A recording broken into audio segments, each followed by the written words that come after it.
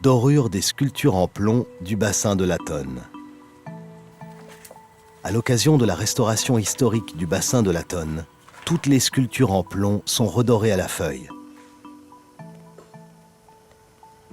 Pour l'ensemble du chantier, ce sont plus de 30 000 feuilles d'or qui sont utilisées pour recouvrir les 74 statues du bassin et les 6 statues des parterres.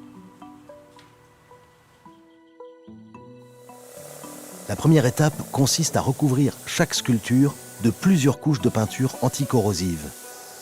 Les restaurateurs appliquent successivement une couche de peinture anticorrosive, une couche de peinture à l'eau blanche et une couche de peinture à l'huile jaune. Le tout est enfin recouvert d'une miction à l'huile dont la teinte orangée permettra de rehausser l'éclat de la dorure et d'atténuer les effets de son vieillissement.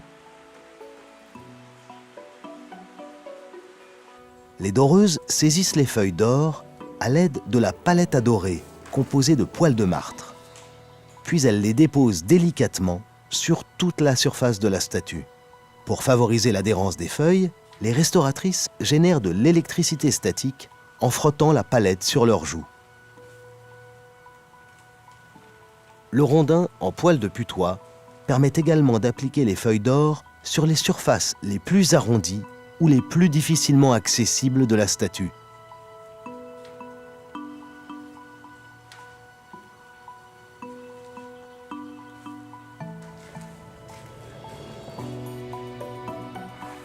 Lorsque la sculpture est tout entière recouverte de feuilles d'or, un époussetage est effectué à l'aide d'un appuyeux en poil d'écureuil afin de détacher les strates d'or superposées.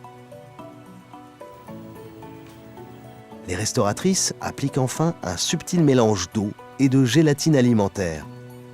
C'est le mattage qui permet de lisser la dorure et d'en rehausser la couleur, mais aussi de l'envelopper d'un dernier voile protecteur.